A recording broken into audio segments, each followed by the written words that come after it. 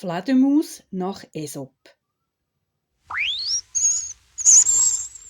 Eine Fledermaus hat das Gleichgewicht verloren und ist ins Gras runtergeflogen. Sofort hat sich ein Wieseli auf sie gestürzt und hat sie fressen. «Nein», hat die Fledermaus mit Todesangst gespiepst. «Was willst du? Was machst du? Oh, lass mich bitte am Leben!» «Ich kann nicht, ich hasse dich!» «Überhaupt, ich hasse alle Vögel!» hat das Wieseli bös gefaucht. Die Fledermaus hat kurz überlegt. Ich bin doch kein Vogel. Ich bin ganz deiner Meinung. Ich kann Vögel auch nicht ausstehen. Ich bin doch eine Maus, hat sie versichert. Da hat das Wieseli die Fledermaus gehen und ihr Leben geschenkt. Ein paar Tage später ist der Fledermaus wieder das gleiche Unglück passiert. Und wieder hat ein Wieseli fast Gurgeln durchgebissen.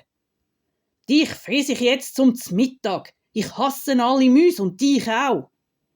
«Aber ich bin doch keine Maus. Ich kann Mäuse auch nicht verputzen. Ich bin doch ein Vogel», hat die Fledermaus geschworen.